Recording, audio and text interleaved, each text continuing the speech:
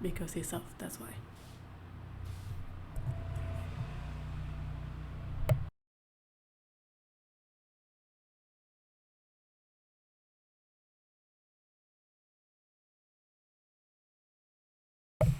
Okay, that was a bit weird, I know. I was a bit confused about if my microphone was on or not. So if anyone is already here in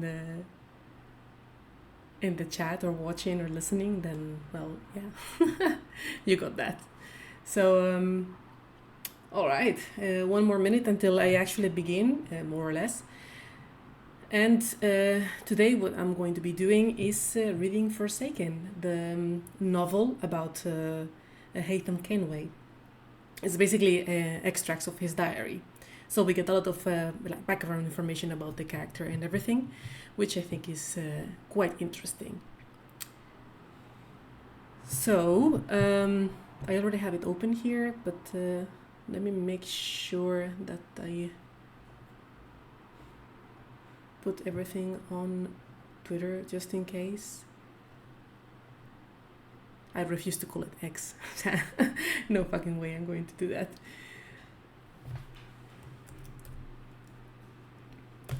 Okay.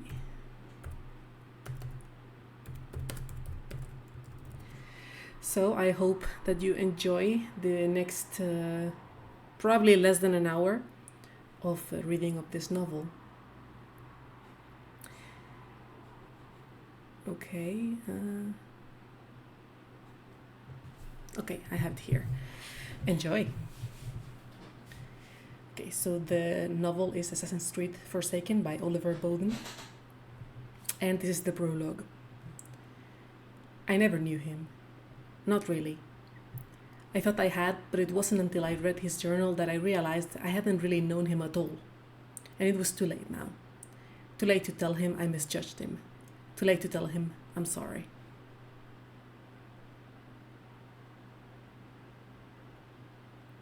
Part 1, 6th of December, 1735. 2 days ago, I should have been celebrating my 10th birthday at my home in Queen Anne's Square. Instead, my birthday has gone unremarked. There are no celebrations, only funerals, and our burnt-out house is like a blackened, rotted tooth among the tall, white brick mansions of Queen Anne's Square. For the time being, we're staying in one of Father's properties in Bloomsbury. It's a nice house, and though the family is devastated and our lives torn apart, there is that to be thankful for at least. Here we'll stay, shocked, in limbo, like troubled ghosts, until our future is decided. The blaze ate my journal, so beginning this feels like starting anew. That being the case, I should probably begin with my name, which is Haytham, an Arabic name, for an English boy whose home is in London and who from birth until 2 days ago lived in an idyllic life sheltered from the worst of the filth that exists elsewhere in the city. From Queen Anne's Square, we could see the fog and smoke that hung over the river, and like everybody else, we were bothered by the stink, which I can only describe as wet horse. But we didn't have to tread through the rivers of stinking waste from tanneries, butchers' shops, and the backsides of animals and people. The rancid streams of effluent had hastened the passage of disease, dysentery, cholera, typhoid. You must wrap up, Master Haytham, or the lurgy will get either. And as for making them, well, I was shy.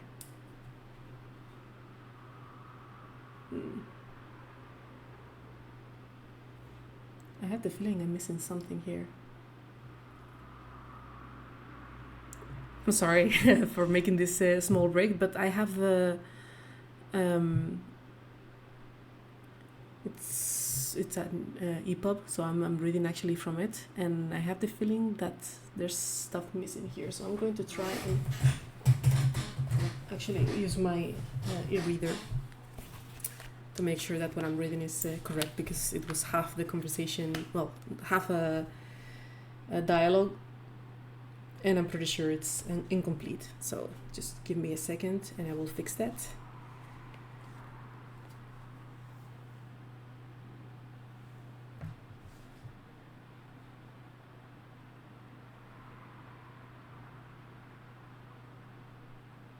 If you hear something in the background, it's because I have a fan on, okay? Because it's not that warm, but when I sit here and do something online, usually it becomes extremely warm for some reason.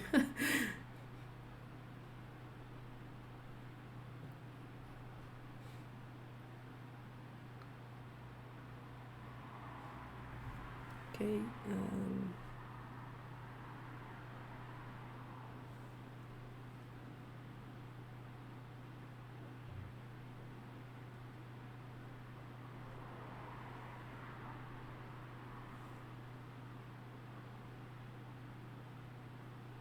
Also, I'm sorry that my voice sounds a little bit weird.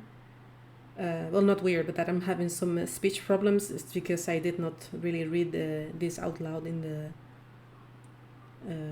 recently, so I have not practiced at all. So you have to forgive me for any mistakes I make. Oh shit! Well, this one is in Spanish. Damn it.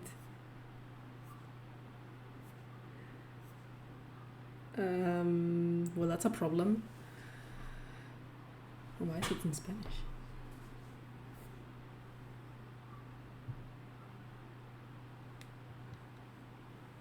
Well, I could read it in Spanish, but yeah, then a lot of people are not going to understand, and it's kind of the point to listen to it. But yeah. Oh, that's weird.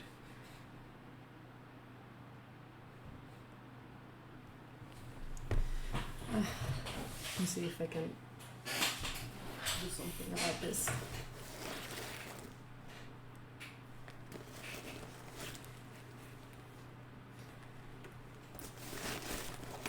It was supposed to be okay? It's not my fault. So, thanks to whoever is subscribing right, well, not subscribing, but following right now, because you came to a moment of utter confusion. Ah, damn it. One second, I'm going to disconnect the microphone for a second.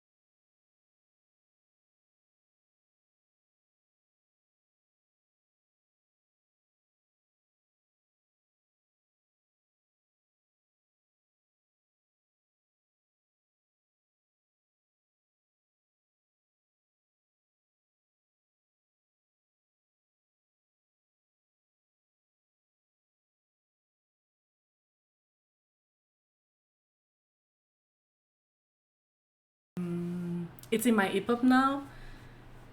It should work. No, not in my EPUB, it's in my ebook. Hopefully in English.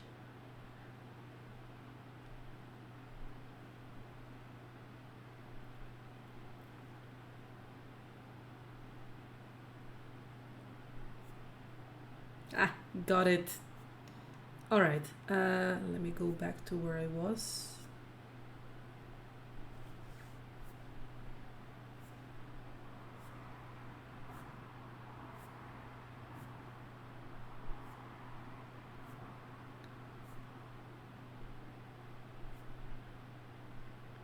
Alright, so the rampant streams of effluent that hastened the passage of disease. Dysentery, cholera, typhoid. You must wrap up, Master Hatham, or the lurgy'll get you. On walks across the fields to Hampstead, my nurses used to steer me away from the poor unfortunates racked with coughs and shielded my eyes from children with deformities. More than anything, they feared disease. I suppose because you cannot reason with disease, you can't bribe it or take arms against it, and it respects neither wealth nor standing. It is an implacable foe. And of course, it attacks without warning. So every evening, they checked me for signs of measles or the pox, then reported on my good health to mother, who came to kiss me goodnight. I was one of the lucky ones, you see, who had mother to kiss me goodnight, who had a mother to kiss me goodnight, and a father who did too, who loved me, and my half-sister Jenny, who told me about rich and poor, who instilled in me my good fortune and urged me always to think of others, and who employed tutors and nursemaids to look after and educate me, so that I would grow up to be a man of good values and of worth to the world. One of the lucky ones, not like the children who have to work in fields and in factories and up chimneys. I wonder sometimes, though, did they have friends, those other children? If they did, then, while of course I knew better than to envy them their lives when mine was so much more comfortable, I envied them that one thing, their friends. Me, I had none, with no brothers or sisters close to my age either, and as for making them, well, I was shy. Besides, there was another problem, something that had come to light when I was just 5 years old. It happened one afternoon. The mansions of Queen Anne's Square were built close together, so we often see our neighbors, either in the square itself or in the grounds at the rear. On one side of us lived a family who had 4 girls, 2 around my age. They spent what seemed like hours skipping or playing blind man's bluff in their garden, and I used to hear them as I sat in the schoolroom under the watchful eye of my tutor, old Mr. Failing, who had bushy green eyebrows and a habit of picking his nose, carefully studying whatever it was that he had dug from the recesses of his nostrils, then surreptitiously eating it. This particular afternoon, old Mr. Failing left the room and I waited until his footsteps had receded before getting up from my sons, going to the window and gazing out at the grounds of the mansion next door. Dawson was the family name. Mr. Dawson was an MP, so my father said, barely hiding his scowl. They had a high-walled garden, and despite the trees, bushes, and foliage in full bloom, parts of it were visible from my schoolroom window, so I could see the Dawson girls outside. They were playing hopscotch, for a change, and had laid out pall-mall mallets for makeshift course, although it didn't look as if they were taking it very seriously. Probably the 2 older ones were trying to teach the 2 younger ones that the finer points of the game.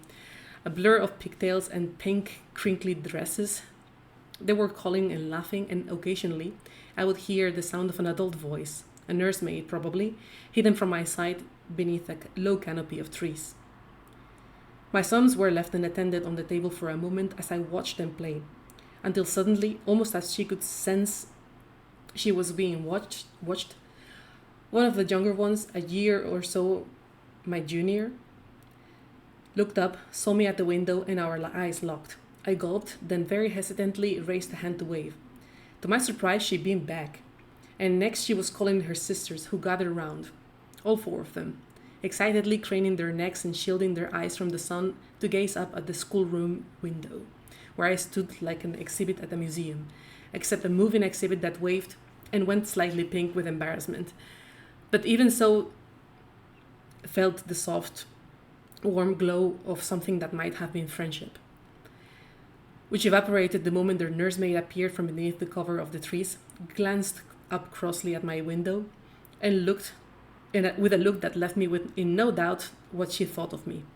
An ogre, or worse, then ushered all 4 girls out of sight. That look the nursemaid gave me I had seen before, and I would see it again on the square or the fields behind us. Remember how my nurses steered me away from the ragged unfortunates? Other nursemaids kept their children away from me like that. I never really wondered why. I didn't question it because there was no reason to question it, I suppose. It was just something that happened, and I knew no different. When I was 6, Edith presented me with a bundle of pressed clothes and a pair of silver-buckled shoes. I emerged from behind the screen wearing my new shiny buckled shoes, a waistcoat, and a jacket, and Edith called one of the maids, who said I looked the spitting image of my father, which of course was the idea. Later on, my parents came to see me, and I could have sworn father's eyes misted up a little, while mother made no pretense at all and simply burst out crying there and then, in the nursery, flapping her hand until Edith passed her handkerchief. Standing there, I felt grown up and learned, even as I felt the hotness in my cheeks again. I found myself wondering if the Dawson girls would have considered me rather fine in my new suit, quite a gentleman. I had thought of them often. I had catched sight of them from the window sometimes. I would catch sight of them from the window sometimes, running along their garden or being shepherded into carriages at the front of the mansions. I fancied I saw one of them steal a glance up at me once, but if she saw me, there were no smiles or waves at that time, just a shadow of that same look worn by the nursemaid, as though disapproval of me was being handed down, like arcane knowledge. So we had the Dawsons on one side, those elusive, pigtailed, skipping Dawsons, while on the other side there were the Barretts. They were a family of 8 children, boys and girls, although again I rarely saw them, as with the Dawsons, my encounters were restricted to the sight of them getting into carriages or seeing them at a distance in the fields. Then, one day shortly after my 8th birthday, I was in the garden, strolling along the perimeter and dragging a stick along the crumbling red brick of the high garden wall. Occasionally, I would stop to overturn stones with a stick and inspect whatever insects scuttled from beneath. Woodlice, millipedes, worms that wriggled as though stretching out their long bodies, when I came upon the door that led onto the passage between our home and the Barretts. The heavy gate was padlocked, with a huge rusting chunk of metal that looked as if it hadn't been opened for years, and I stared at it for a while, weighing the lock in my palm when I heard a whispered, urgent boyish voice. Say you, is it true what they say about your father? It came from the other side of the gate, although it took me a moment or so to place it. A moment in which I stood shocked and almost rigid with fear. Next, I almost jumped out of my skin when I saw through a hole in the door and a blinking eye that was watching me. Again came the question. Come on, they'll be beckoning me in any minute. Is it true what they say about your father? Calming, I went to bring my eye level with the hole in the door. Who is this? I asked. It's me, Tom, who lives next door. I knew that Tom was the youngest of their brood, about my age. I had heard his name being called. Who are you? He said. What's your name? Haytham, I replied, and I wondered if Tom was my new friend. He had a friendly-looking eyeball, at least.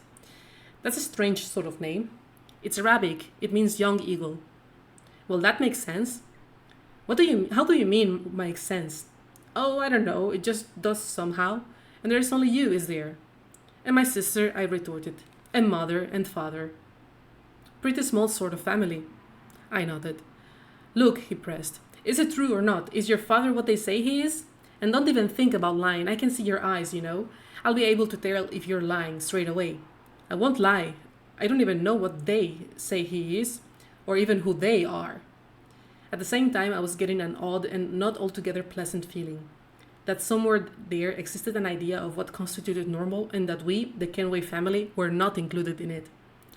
Perhaps the owner of the eyeball heard something in my tone because he hastened to add, I'm sorry if I said something out of turn. I was just interested, you know. That's all. You see, there's a rumor and it's awfully exciting if it's true. What rumor? You'll think it's silly. Feeling brave, I drew close to the hole and looked at him eyeball to eyeball, saying, What do you mean? What do people say about father? He blinked. They say that he used to be Suddenly there was a noise from behind him, and I heard an angry male voice calling his name. Thomas! The shock sent him backwards. Oh, bother, he whispered quickly. I've got to go. I'm being called. See you around, I hope. And with that, he was gone. And I was left wondering what he meant. What rumor? What were people saying about us, our small family? At the same time, I remembered that I had better get a move on. It was nearly midday, and time for my weapons training. 7th of December, 1735. I feel invisible. like I'm stuck in a limbo between the past and the future. Around me, the grown-ups hold tense conversations. Their faces are drawn and the ladies weep. Fires are kept lit, of course, but the house is empty apart from the few of us and what possessions we saved from the burnt-out mansion. It feels permanently cold. Outside, snow had started to fall, while indoors is a sorrow that chills the very bones. With little else for me to do but write my journal, I had hoped to get up to date with the story of my life so far, but it seems there's more to say than I had first thought. And of course, there had been other important matters to attend to. Funerals. Edith today. Are you sure, Master Hatham? Betty had asked earlier, with her forehead creased, in concern, her eyes tired. For years, as long as I could remember, she had assisted Edith. She was as bereaved as I was. Yes, I said, dressed as ever in my suit, and for today, a black tie. Edith had been alone in the world, so it was the surviving Kenways and staff who gathered for a funeral feast below stairs, for ham and ale and cake. When that was over, the men from the funeral company, who were already quite drunk, loaded her body into the hearse for taking to the chapel.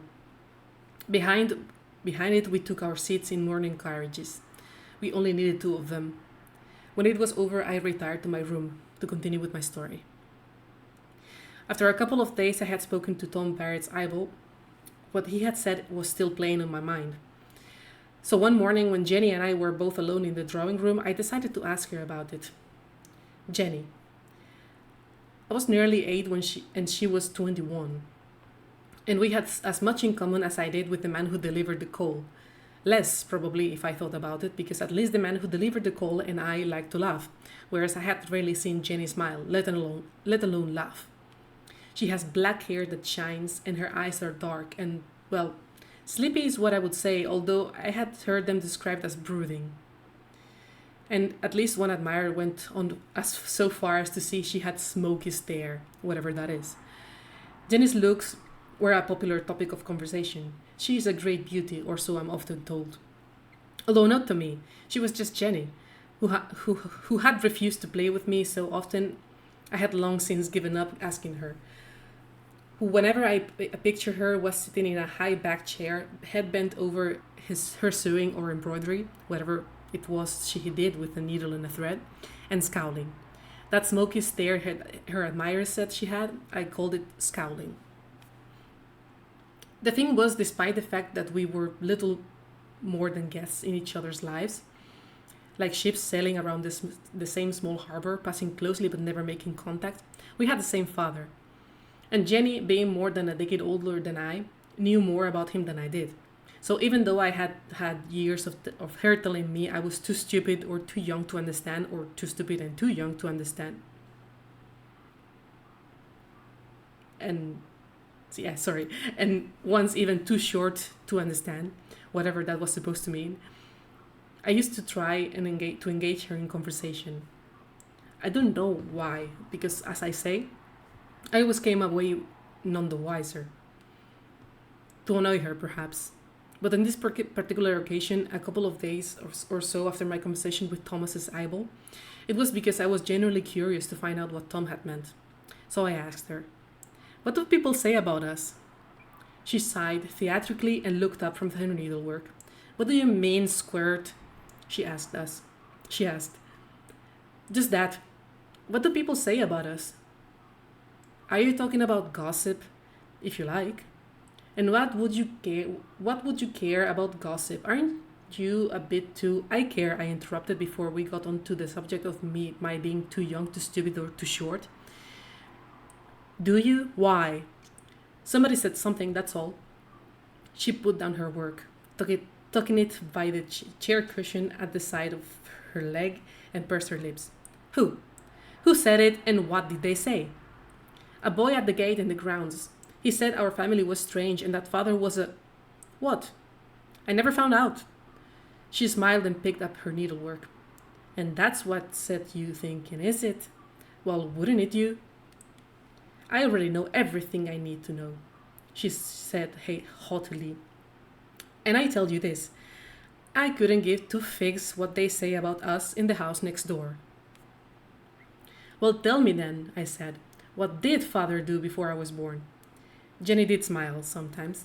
She smiled when she had the upper hand, when she could exert a little power over someone, especially if that someone was me. You'll find out, she said. When? All in good time. After all, you are his male heir. There was a long pause. How do you mean male heir? I asked. What's the difference between that or what you are? She sighed. Well, at the moment, not much, although you have weapons training and I don't. You don't? But in reflection, I already knew that, and I suppose I had wondered why it was that I did swordcraft and she did needlecraft. No, Hatham, I don't have weapons training. No child has weapons training, Hatham. Not in Bloomsbury, anyway, and maybe not in all of London. Nobody but you. Haven't you been told? Told what? Not to say anything. Yes, but, well, didn't you ever wonder why? Why you're not supposed to say anything? Maybe I had. Maybe I secretly knew all along. I said nothing. You'll find soon. You'll soon find out what's in store for you, she said. Our lives have been mapped out for us. Don't you worry about that. Well then, what's in store for you? She snorted derisively. What's in store for me is the wrong question. Who is in store would be more accurate. There was a trace of something in her voice that I wouldn't quite understand until much later, and I looked at her, knowing better than to inquire further and risk feeling the sting of that needle. But when I eventually put down the book I had been reading and left the drawing room, I did so knowing that although I had learned almost nothing about my father or family, I had learned something about Jenny. Why she never smiled. Why she was always so antagonistic towards me. It was because she had seen the future. She had seen the future and knew it favored me for no better reason than I had been born a male. I might have felt sorry for her, might have done, if she hadn't been such a grumbler. Knowing what I knowing what I now knew, though, weapons training the following day had an extra frisson. So, nobody else had weapons training but me. Suddenly it felt as though I was tasting forbidden fruit, and the fact that my father was my tutor only made it more succulent.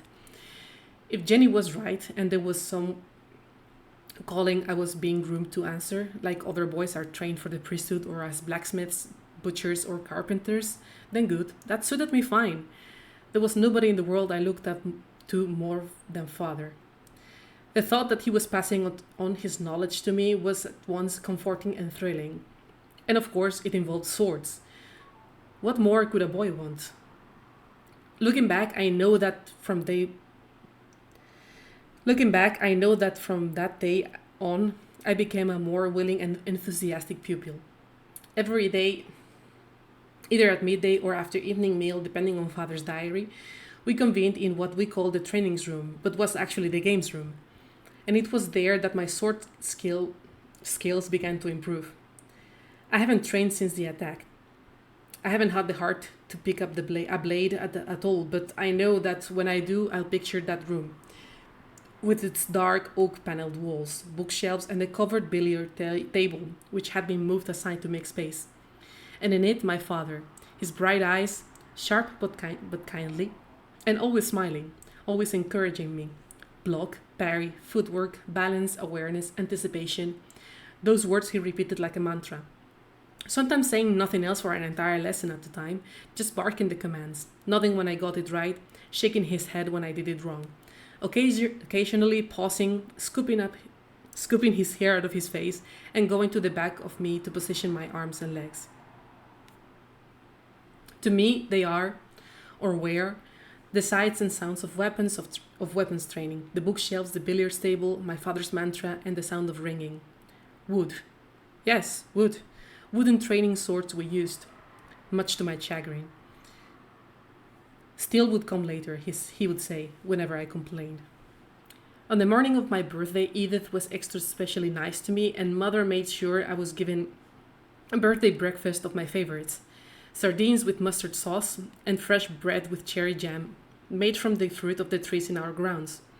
I caught Jenny giving me a sneering look as I tucked in, but paid it no mind. Since our conversation in the drawing room, whatever power she had over me, slim as it had been, had somehow been made less distinct. Before that, I might have taken her ridicule to heart, maybe felt a little silly and self conscious about my birthday breakfast. But not that day. Thinking back, I wonder if my 8th birthday marked the day I began to change from boy to man. So, no, I didn't care about the curl of Jenny's lip or the big noises she made surreptitiously. I had eyes only for mother and father who had eyes only for me. I could tell by their expressions, tiny little parental codes I had picked up over the years, that something else was to come, that my birthday pleasures were set to continue. And so it proved. By the end of the meal, my father had announced that tonight we would be going to White's Chocolate House on Chesterfield Street, where the hot chocolate is made from solid blocks of cocoa imported from Spain. Later that day, I stood with Edith and Betty fussing around me, dressing me in my smartest suit. Then the four of us were stepping into a carriage at the curb outside, where I sneaked a look up at the window of our neighbors and wondered if the faces of the dozen girls were pressed to the glass, or Tom and his brothers. I hoped so. I hoped they could see me now, see us all and think, there go the Kenway family, out for the evening, just like a normal family. The area around Chesterfield Street was busy. We were able to draw up directly outside White's, and once there, our door was opened and we were helped quickly across the crowded thoroughfare and inside.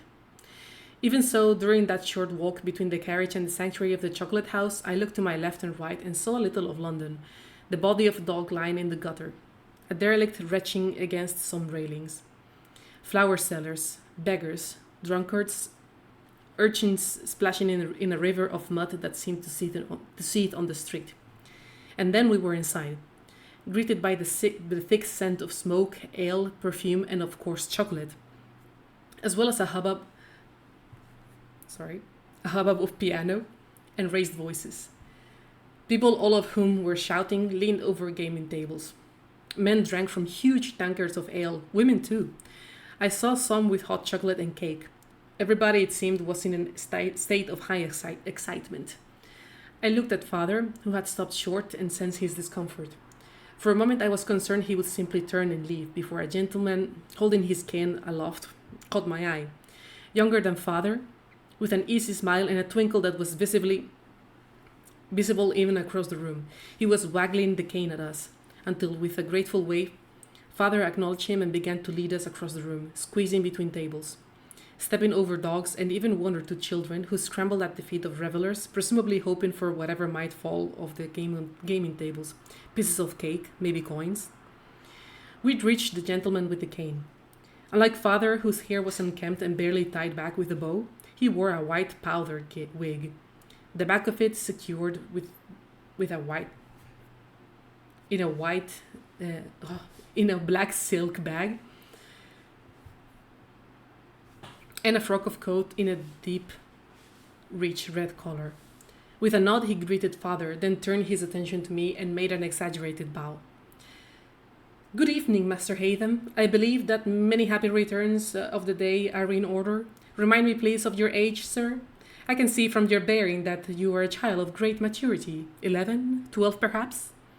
As he said this, he glanced over my shoulder with a twinkly smile, and my mother and father chuckled appreciatively.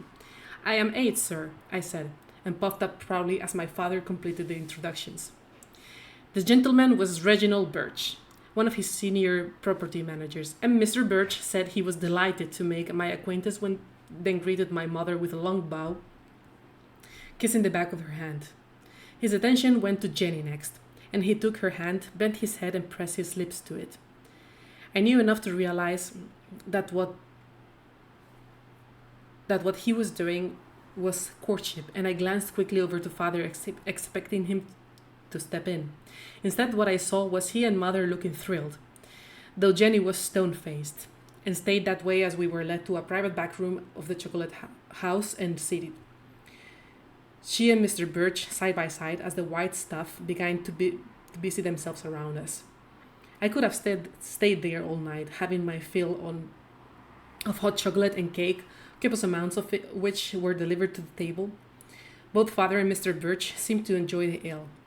So in the end, it was mother who insisted we leave. Before I was sick, or they were. And we stepped out into the night, which if anything had become even busier in the intervening hours. For a moment or so, I found myself disorientated by the noise and the stench of the street. Jenny wrinkled her nose, and I saw a flicker of concern pass across my mother's face. Instinctively, father moved closer towards us, as if tried and ward off the clamor. A filthy hand was thrust in front of my face, and I looked up to see a beggar silently appealing for money and with wide, beseeching eyes, bright white in contrast to the dirt of his face and hair.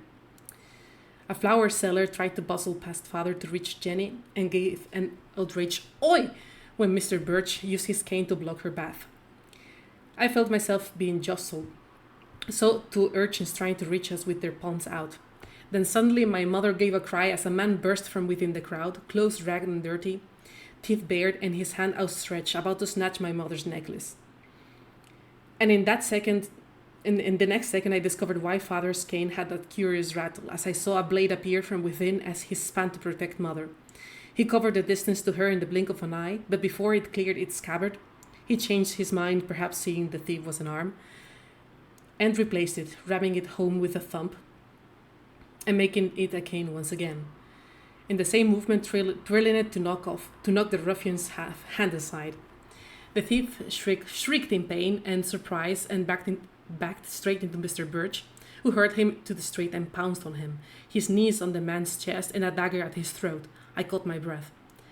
I saw mother's eyes widen over father's shoulder. "Reginald!" called father. "Stop!"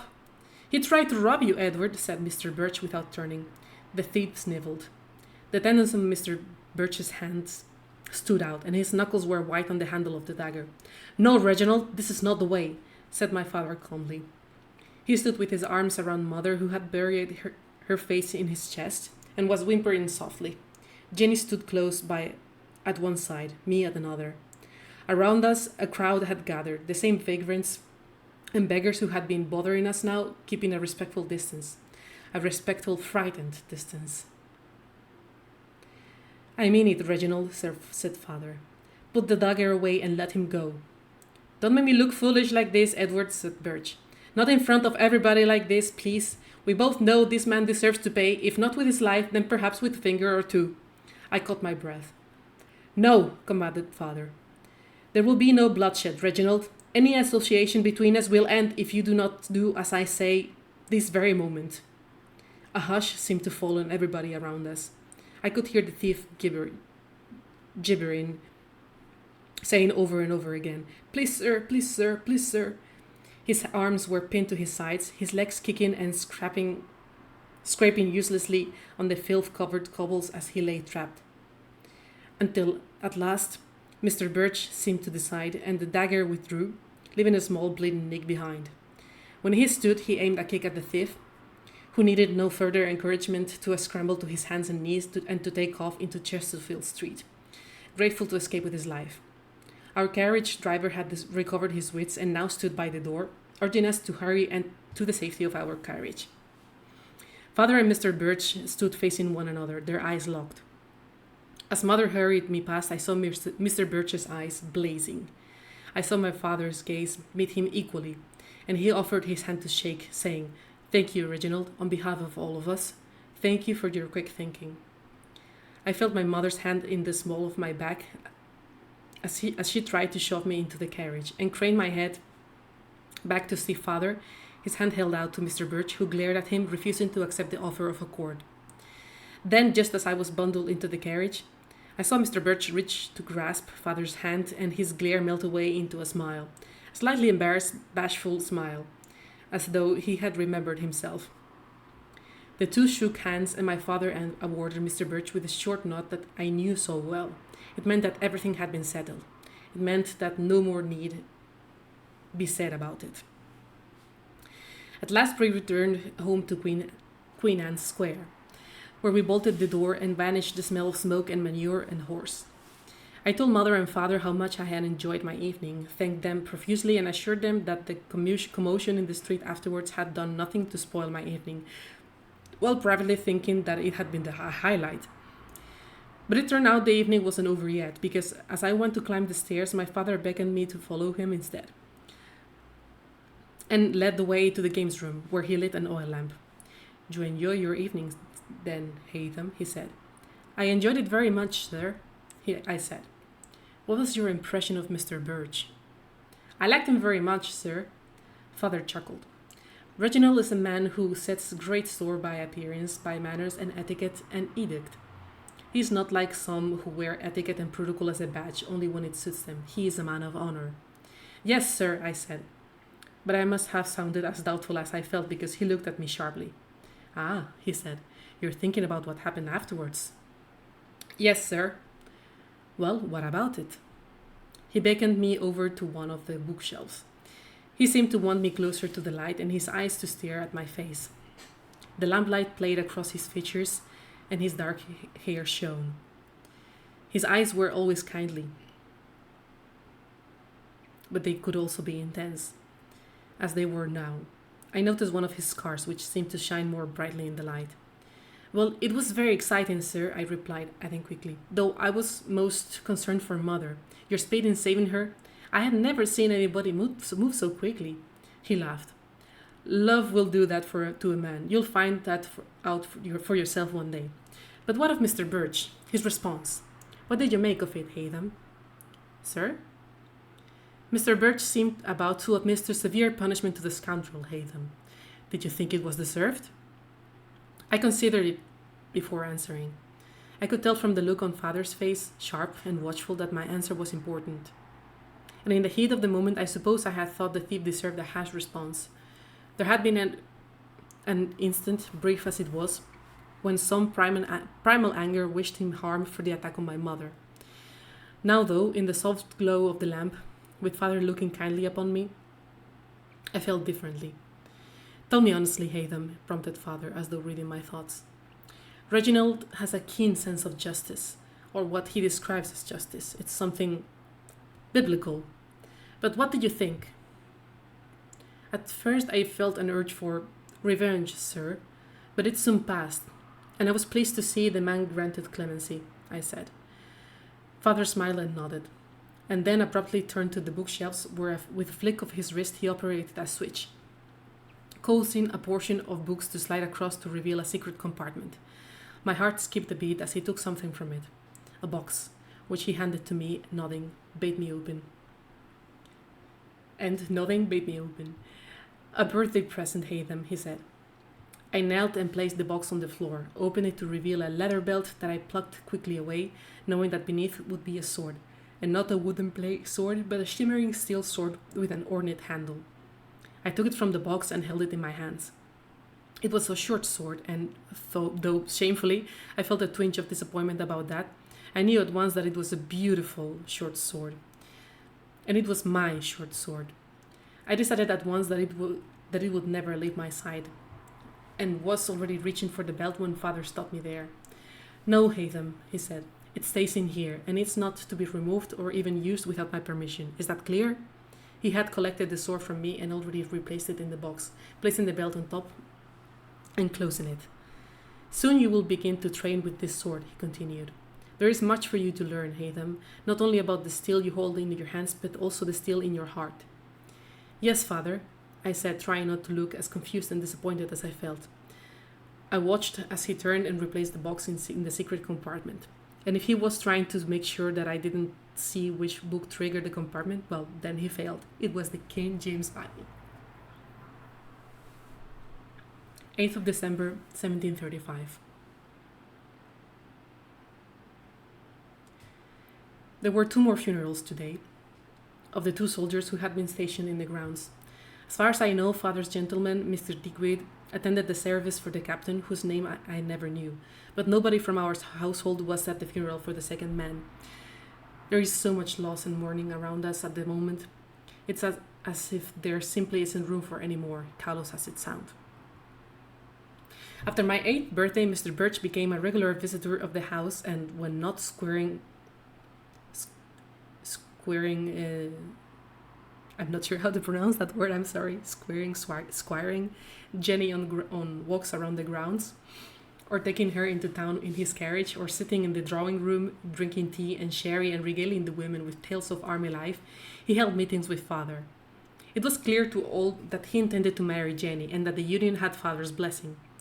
But there was talk that Mr. Birch had asked to postpone the nuptials, that he wanted to be as prosperous as possible so that Jenny should have the husband she deserved, and that he had his eye on a mansion in Southwark in order to keep her in the manner to which she had become accustomed. Mother and father were thrilled about that, of course, Jenny less so. I would occasionally see her with red eyes, and she had developed a habit of flying quickly out of rooms, either in the throes of an angry tantrum or with her hand to her mouth, stifling tears. More than once I heard father say, "She'll come round," and on one occasion he gave me a sideways look and rolled his eyes. Just as she seemed to wither under the weight of her future, I flourished with the anticipation of my own. The love I felt for father constantly threatened to engulf me with its sheer magnitude. I didn't just love him, I idolized him. At times, it was as if the two of us shared a knowledge that was secret from the rest of the world. For example, he would often ask me what my tutors had been teaching me, listen intently, and then say, "Why?" whenever he asked for something, whether it was about religion, ethics, or morality. He would know if I gave the answer by rote or repeated it in parrot fashion, and he would say, "Well, you've just told me what old Mr. Failing thinks," or "We know what a centuries-old writer thinks, but what does it say in here, Haytham?" And he would place a hand on my chest. I realized now what he was doing. Old Mr. Failing was teaching me facts and absolutes. Father was asking me to question them. This knowledge I was being given by old Mr. Failing, where did it originate? Who wielded the quill? And why should I trust that man? Father used to say, "To see differently, we must first think differently." It sounds stupid, and you might laugh, or might look back on this in years to come and laugh myself. But at times it felt as though I could feel my brain actually expand to look at the world in Father's way. He had a way of looking at the world that nobody else had, so it seemed. A way of looking at the world that challenged the very idea of truth. Of course, I questioned old Mr. Failing. I challenged him one day during scriptures and earned myself a whack across the knuckles with his cane, along with the promise that he would be informing my father, which later he did. Then father took me into his study, and after closing the door, grinned and tapped the side of his nose. "It's often best, Haytham, to keep your thoughts to yourself. Hide in plain sight." So I did, and I found myself looking at the people around me, trying to look inside them as though I might be able somehow to divine how they looked at the world, the old Mr. Failing way or the father way. Writing this now, of course, I can see I was getting too big for my boots. I was feeling grown up beyond my years, which would be as unattractive now at 10 as it would have been at 8, then 9. Probably I was unbearably supercilious. Probably I felt like the little man of the household. Probably I felt like the little man of the household.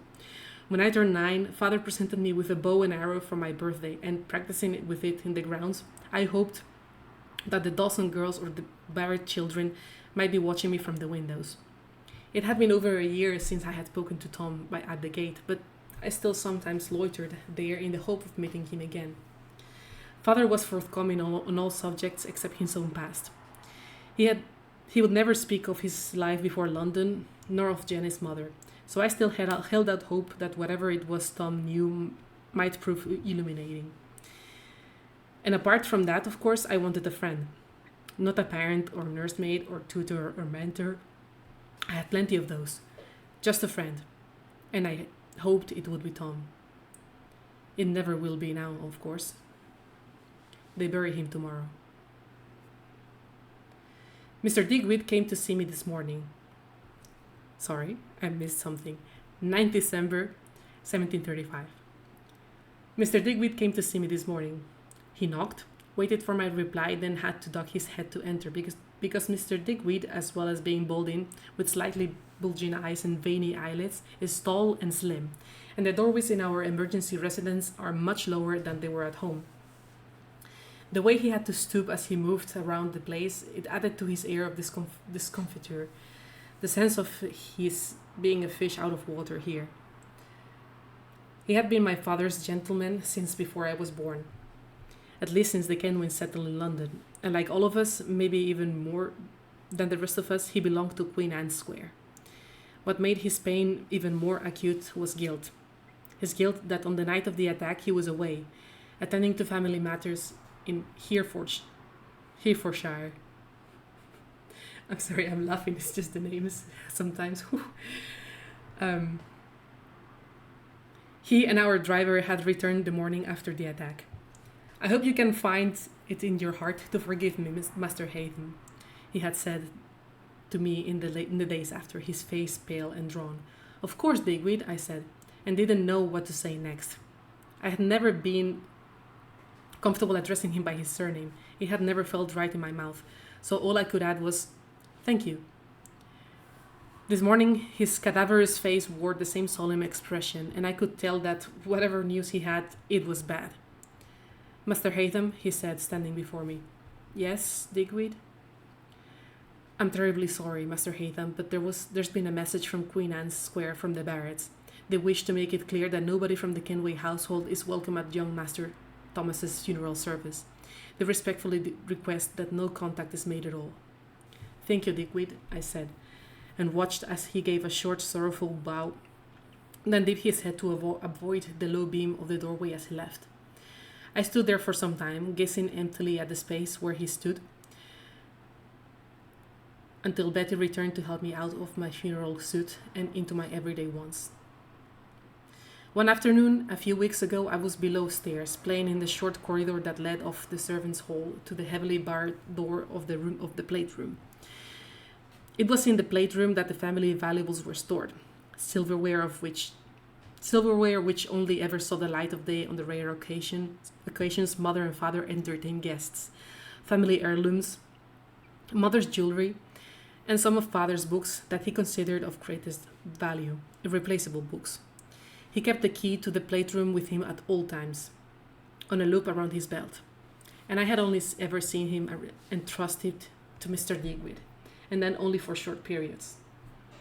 I liked to play in the corridor nearby because it was so rarely visited, which meant I was never bothered by nursemaids who would invariably tell me to get off the dirty floor before I wore a hole in my trousers, or by other well-meaning staff, who would engage me in polite conversation and oblige me to answer questions about my education or non-existent friends, or perhaps even by mother or father who would tell me to get off the dirty floor before I wore a hole in my trousers and then force me to answer questions about my education or non-existent friends. Or, worse than any of them, by Jenny, who would sneer at whatever game I was playing and, if it was toy soldiers, make a malicious effort to kick over each and every tin man of them.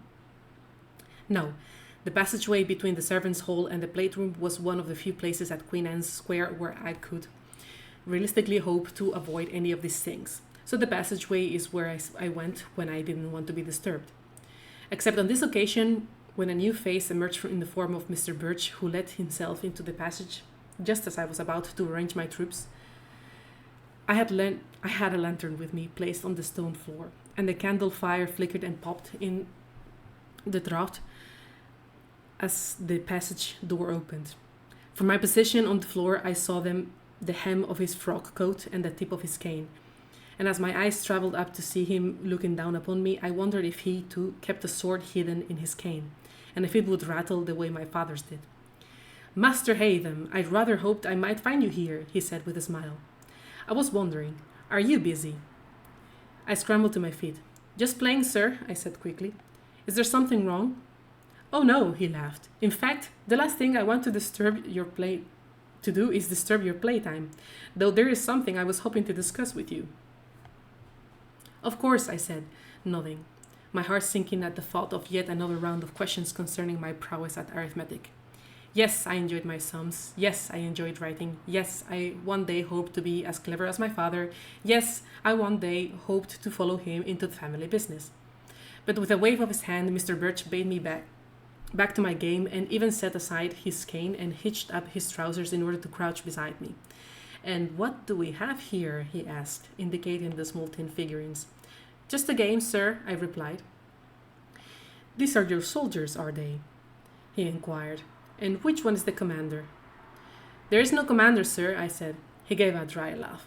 "Your men need a leader, Hatham. How else will they know the best course of action? How else will they be instilled with a sense of discipline and purpose?" "I don't know, sir," I said. "Here," said Mr. Birch. He reached to remove one of the tiny tin men from the pack, walked him up to his sleeve, and placed him to one side. "Perhaps we should make this gentleman here the leader. What do you think?" "If it pleases you, sir." "Master Hatham," Mr. Birch smiled, "this is your game. I am merely an interloper. Somebody hoping you can show me how it is played." "Yes, sir. Then a leader would be fine in these circumstances." Suddenly the door to the passageway opened again, and I looked up this time to see Mr. Digweed enter. In the flickering lamplight, I saw him and Mr. Birch share a look. "Can your business here wait, Digweed?" said Mr. Birch stoutly. "Certainly, sir," Mr. Digweed said, bowing and retreating, the door closing behind him. "Very good," continued Mr. Birch, his attention returning to the game. "Then let us move this gentleman here to be the unit's leader, in order to inspire his men to great deeds, to lead them by example and teach them the virtues of order and discipline and loyalty. What do you think, Master Hatham?" "Yes, sir," I said obediently. "Here's something else, Master Hatham," said Mr. Birch, reaching between his feet to move another of the tin soldiers from the pack and then placing them next to the nominal commander. "A leader needs trusted lieutenants, does he not?" "Yes, sir," I agreed. There was a long pause during which I watched Mr. Birch take inordinate care placing 2 more lieutenants next to the leader, a pause that became more and more uncomfortable as the moments passed, until I said, more to break the awkward silence than because I wanted to discuss the inevitable, "Sir, did you want to speak to me about my sister, sir?" "Why, you can see right through me, Master Hatham," laughed Mr. Birch loudly. "Your father is a fine teacher. I see he has taught you guile and cunning, among other things, no doubt." I wasn't sure what he meant, so I kept quiet. "How is weapons training going, may I inquire?" asked Mr. Birch. "Very well, sir. I continue to improve each day, so father says," I said proudly. "Excellent, excellent. And has your father ever indicated to you the purpose of your training?" he asked. "Father says my real training is to begin on the day of my 10th birthday," I replied. "Well, I wonder what it is that he has to tell you," he said with furrowed brow. "You really have no idea? Not even a tantalizing clue?" "No, sir, I don't," I said. "Only that he will provide me with a path to follow. A creed." "I see. How very exciting. And he's never given you any indication as to what this creed might be?" "No, sir." "How fascinating. I'll wager you cannot wait. And in the meantime, has your father given you a man's sword with which to learn your craft? Or are you still using the wooden practice baton?" I bridled. I have my own sword, sir. I should very much like to see it. It is kept in the games room, sir, in a safe place that only my father and I have access to." "Only your father and you? You mean you have access to it too?" I colored, grateful for the dim light in the passageway so that Mr. Birch couldn't see the embarrassment on my face. All I mean is that I know where the sword is kept, sir, not that I would know how to access it," I clarified. "I see," Mr. Birch grinned. "A secret place, is it? A hidden cavity within the bookcase." My face must have said it all. He laughed. "Don't worry, Master Hatham. Your secret is safe with me." I looked at him. "Thank you, sir. That's quite all right." He stood, reached to pick up his cane, brushed some dirt, real or imaginary, from his trousers, and turned towards the door. "My sister, sir," I said. You never asked about her." He stopped, chuckled softly, and reached to ruffle my hair. A gesture I quite liked, perhaps because it was something my father did too. "Ah, but I don't need to. You've told me everything I need to know, young Master Hatham," he said. "You know as little about the beautiful Jennifer as I do, and perhaps that is how it must be in the proper way of things. Women should be a mystery to us, don't you think, Master Haytham? I hadn't the faintest idea what he was talking about, but I smiled anyway and breathed a sign of relief when I once again had the plate room corridor to myself. Not long after that talk with Mr. Birch, I was in another part of the house and making my way towards my bedroom when I passed Father's study. I heard raised voices from inside, Father and Mr. Birch. The fear of a good hiding meant I stayed too far away to hear what was being said, and I was glad I had kept my distance because in the next moments the door to the study was flung open and out hurried Mr. Birch. He was in a fury. His anger was plain to see in the color of his cheeks and blazing eyes, but the sight of me in the hallway brought him up short, even though he remained agitated. I tried, Mr. Haytham, he said as he gathered himself and began to button his coat, ready to leave.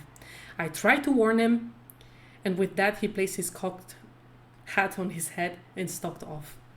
My father had appeared at the door of his office and glared after Mr. Birch, and though it was clearly an unpleasant encounter, it was grown-up stuff, and I didn't concern myself with it. There was more to think about. Just a day or so came the attack. It happened on the night before my birthday. The attack, I mean. I was awake, perhaps because I was excited about the next day, but also because I was in the habit of getting up after Edith had left the room to sit on my windowsill and gaze out of my bedroom window. From my vantage point, I would see cats and dogs, or even foxes passing across the moon-painted grass. Or, if not watching out for animals, then just watching the night, looking at the moon, the watery grey color it gave the grass and trees. At first I thought what I was seeing in the distance were fireflies. I had heard about fireflies, but never seen them. All I knew was that they gathered in clouds and emitted a dull glow. However, I soon realized the light wasn't a dull glow at all, but in fact was going on, then off, then on again. I was seeing a signal. My breath caught in my throat. The flashing light seemed to come from close to the old wooden door in the wall, the one where I had seen Tom that day. And my first thought was that he was trying to contact me. It seems strange now, but not for a second did I assume the signal was meant for anyone but me. I was too busy dragging on a pair of trousers, tucking my night clothes into the waistband, then hooking my braces over my shoulders. I shrugged on a coat. All I could think of was what an awfully splendid adventure I was about to have. And of course, I realize now, looking back, that in the mansion next door, Tom must have been in another one who liked to sit on his windowsill and watch the nocturnal life in the grounds of his house. And, like me, he must have seen the signal. And perhaps Tom even had the same thought as I did, that it was me signaling him. And in response, did the same thing I did. He scrambled from his perch and pulled on him some clothes to investigate. 2 new faces had appeared in the house on Queen Anne's Square, a pair of hard-faced former soldiers employed by Father. His explanation was that we needed them because he had received information. Just that. Information. That's all he had said. That's all he would say. And I wondered then, as I wonder now, what he meant, and whether it had anything to do with the heated conversation I overheard between him and Mr. Birch. Whatever it was, I had seen little of the 2 soldiers.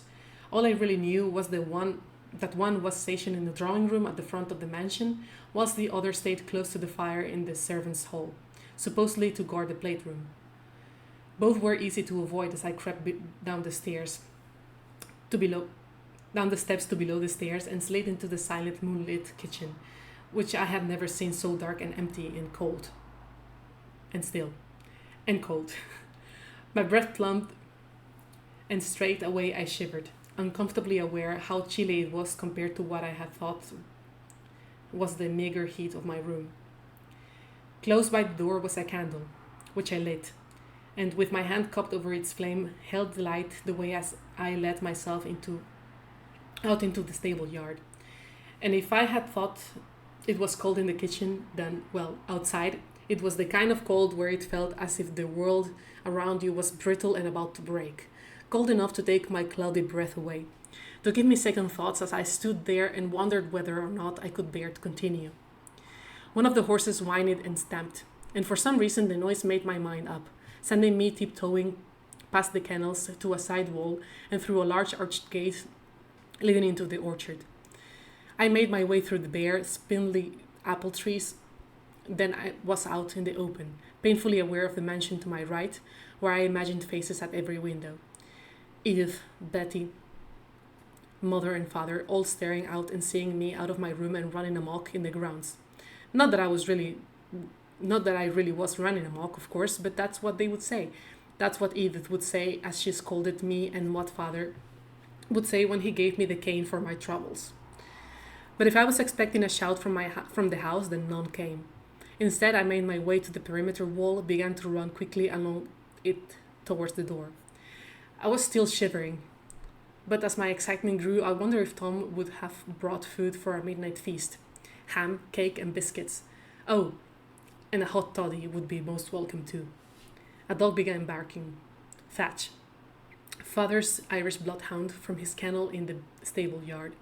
The noise stopped me in my tracks, and I crouched beneath the bare, low-hanging branches of a willow until it ceased, as suddenly as it had started. Later, of course, I would understand why it stopped so abruptly, but I didn't think of anything at the time, because I have no reason to suspect that Thatch had had its throat cut by an invader. We now think there were 5 of them altogether who crept up on us with knives and swords. 5 men making their way to the mansion, and me in the grounds, oblivious to it all. But how was I to know? I was a silly boy whose head buzzed with adventure and daring do, not to mention the thought of ham and cake, and I continued along the perimeter wall until I came to the gate, which was open. What had I expected? I suppose for the gate to be shut and for Tom to be on the other side of it. Perhaps one of us would have climbed the wall. Perhaps we planned to trade gossip with the door between us. All I knew was that the gate was open, and I began to get the feeling that something was wrong. And at last it occurred to me that the signaling I had seen from my bedroom window might not have been meant for me. Tom? I whispered. There was no sound. The night was completely still. No birds, no animals, nothing. Nervous now, I was about to turn and leave, return to the house and to the safety of my warm bed, when I saw something. A foot. I edged further out of the gate, where the passageway was bathed in the dirty white moonlight, which gave everything a soft, grubby glow, including the flesh of the boy sprawled on the ground. He half lay, half sat, propped up against the opposite wall, dressed almost exactly as I was, with a pair of trousers and nightclothes. Only he hadn't bothered to tuck his in, and it was twisted around his legs, which lay at strange, unnatural angles on the hard, rotted mud of the walkway. It was Tom, of course. Tom, whose dead eyes stared sightlessly at me from beneath the brim of his hat, skew whiff on his head. Tom, with the moonlight gleaming on his blood that had sheeted down his front from the gash at his throat. My teeth began to clatter. I heard a whimper and realized it was me. 100 panicked thoughts crowded into my head, and then things began to happen too quickly for me even to remember the exact order in which they took place, though I think it started with the sound of breaking glass and a scream that came from the house. Run. I'm ashamed to admit that the thoughts jostling in my head all cried that one word together. Run. And I obeyed them. I ran. Only not in the direction they wanted me to. Was I doing as my father had instructed and listening to my instincts or ignoring them? I didn't know. All I knew was that though every fiber of my being seemed to want me to flee from what I knew was the most terrible danger, in fact I ran towards it. Through the stable yard I ran and burst into the kitchen, hardly pausing to acknowledge the fact that the door hung open on its hinges. From somewhere along the hall I heard more screaming, saw blood on the kitchen floor, and stepped through the door towards the stairs, only to see another body. It was one of the soldiers. He lay in the corridor clutching his stomach, eyelids fluttering madly, and a line of blood trickling from his mouth as he slid dying to the floor. As I stepped over him and ran for the stairs, my one thought was to reach my parents, the entrance hall, which was dark but full of screams and running feet, and the festooned rills of smoke.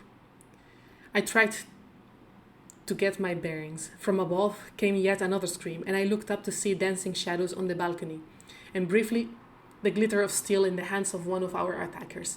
Meeting him on the landing was one of Father's valets, but the skittering light stopped me from seeing the poor boy's fate.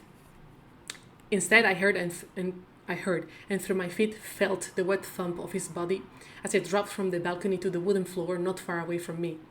His assassin gave a howl of triumph, and I could hear running feet as he made his way further along the landing, towards the bedrooms. "Mother!" I screamed, and ran for the stairs at the same time as I saw my parents' door flung open and my father come surging out to meet the intruder. He wore trousers and his suspenders were pulled over his naked shoulders. His hair untied and hanging free. In one hand he held a lantern, in the other his blade. "Hey them!" he called as I reached the top of the stairs. The intruder was between us on the landing.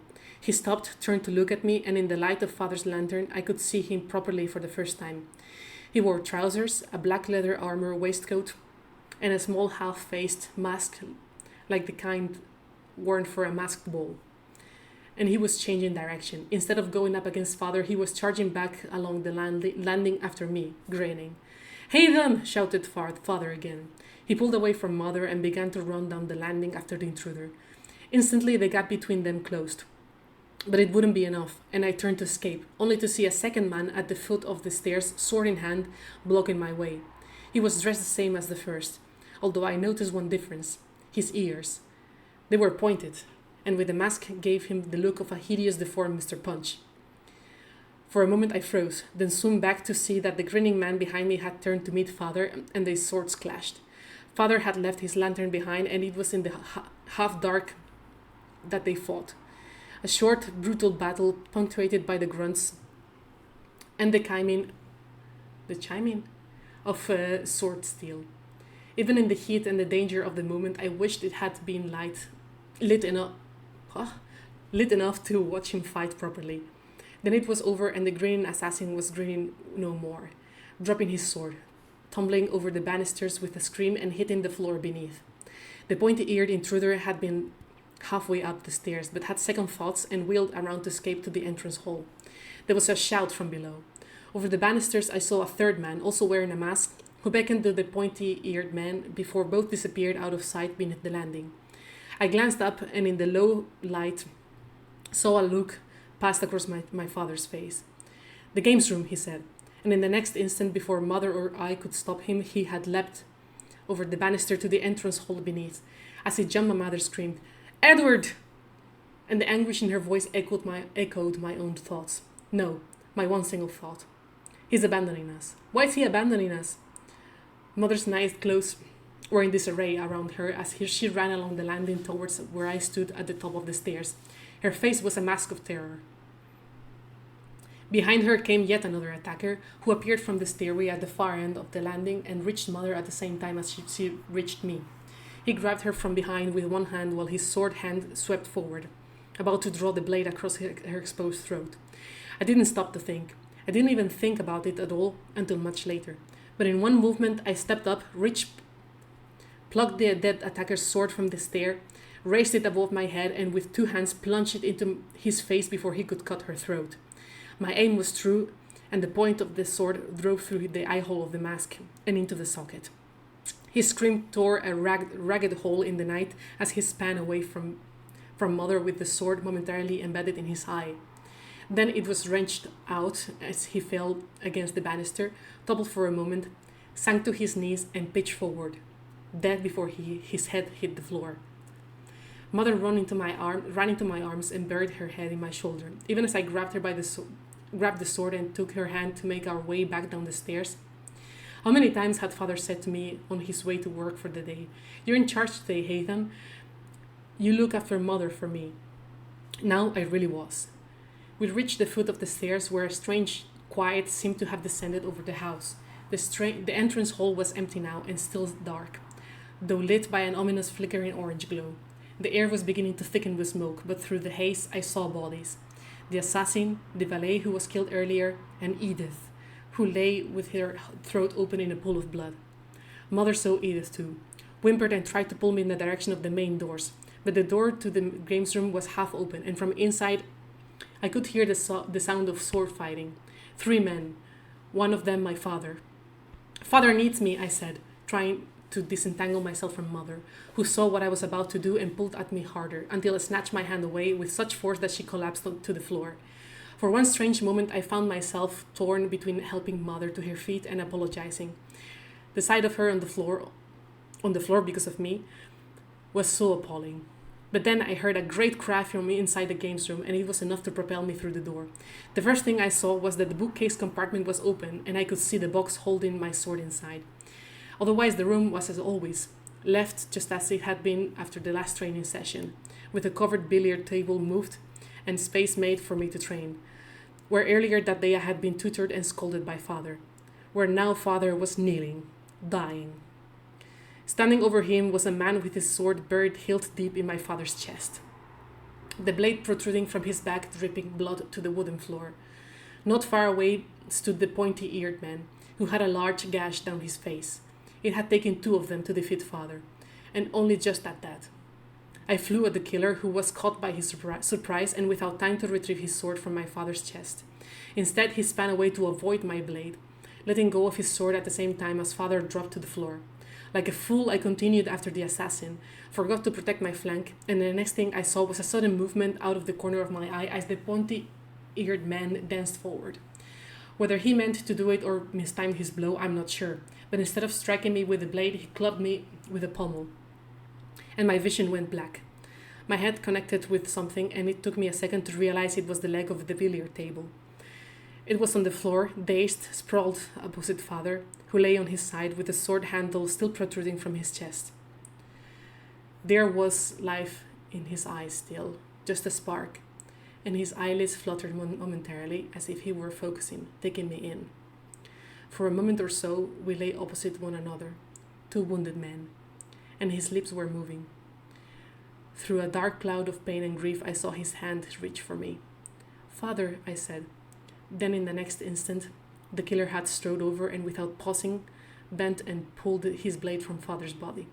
Father jerked, his body arched with one last spasm of pain as his lips pulled away from bloody teeth, and he died. I felt the boot on my side that pushed me onto my back, and I looked up into the eyes of my father's killer, and now my killer, who with a smirk raised his sword two-handed, about to plunge it into me. If it gave me shame to report that my inner voices had commanded me to run just a few moments before, then it gives him pride to report that now they were calm, that I faced my death with dignity and with the knowledge that I had done my best for my family, with gratitude that I would soon be joining my father. But of course it was not to be. It's not a ghost who writes these words. Something caught my eye, and it was the tip of a sword that appeared between my killer's legs, and in the same instant was driven upwards, opening his torso from the groin up. I've realized since that the direction of the strike had less to do with savagery and more to do with the need to pull my killer away from me, not push him forward. But savage it was, and he screamed, blood splattering as he was split asunder, and his guts dropped from the gash to the floor, and his lifeless carcass followed suit. Behind him stood Mr. Birch. "Are you all right, Hatham?" he asked. "Yes, sir," I gasped. "Good show," he said, then span with his sword up to intercept the pointy-eared man, who came at him with his blade flashing. I pulled myself to my knees, grabbed a fallen sword, and stood ready to join Mr. Birch, who had driven the pointy-eared man back to the door of the games room when suddenly the attacker saw something out of sight behind the door, and danced to one side. In the next instant, Mr. Birch reared back and held out a hand to prevent me coming forward, while at the doorway the pointy-eared man had reappeared. Only this time he had a hostage. Not my mother, as I at first feared. It was Jenny. "Get back!" snarled Pointy Ears. Jenny sniveled, and her eyes were wide as the blade pressed into her throat. Can I admit that at that moment I cared far more for avenging my father's death than I did for protecting Jenny? "Stay there," repeated Pointy Ears' man, pulling Jenny back. The hem of her nightdress was caught around her ankles and her heels dragged on the floor. Suddenly they were joined by another masked man who brandished a flaming torch. The entrance hall was almost full of smoke now. I could see flames coming from another part of the house, licking at the doors to the drawing room. The man with the torch darted to the drapes, put his flame to them, and more of the house began burning around us, Mr. Birch and I powerless to stop it. I saw my mother out of the corner of my eye, and thank God she was all right. Jenny was another matter, though. As she was dragged towards the door of the mansion, her eyes were fixed on me and Mr. Birch as though we were her last hopes. The torch-bearing attacker came to join his colleague, hauled the door open, and darted out towards a carriage. I could see it on the street outside. For a moment I thought they might let Jenny go, but no. She began screaming as she was dragged towards the carriage and bundled in. And she was still screaming as a third masked man in the driver's seat shook the reins, wielded his crop, and the carriage rattled off into the night, leaving us to escape from our burning house and drag our dead from the clutches of the flames. Okay. On that note, I'm going to leave it, okay? It's been an hour and 20 minutes or so, not counting the time that I had to fix the ebook thing. But that's it. That is the death of Edward Kenway. And from then onwards, well, you already know some about it, I hope. It's about the life of Haytham Kenway. And you know, it was a rather interesting life, actually. So if you have not read this book, I really recommend you do so, because it's really insightful. There's a lot of lore, and it's really worth it, in my opinion. It's not long. It's about 350 pages, 370 pages long. So it's quite short, and you could read it in, I don't know, a couple of days maybe, if you're really into it. But yeah, that was it. I hope you really enjoy it. I hope my pronunciation was not too far off, because frankly, it has been more difficult than the first book, in my opinion. I will definitely read in advance for the next one, which I am going to be reading in about 2 weeks from now, more or less. And it will be the next generation is Unity and Syndicate, so I will be reading Unity, okay, which right now I don't remember the name of the book, but I think it's just Unity, and it's the Diary of Elise de la Serre, and I am actually looking forward to it a lot, because yeah, it's a very interesting life that she had as well. So yeah, thanks everyone for joining. I'm really happy that I don't know how many people came, but yeah, it doesn't really matter. I actually enjoy doing this, and I will well, see you next time.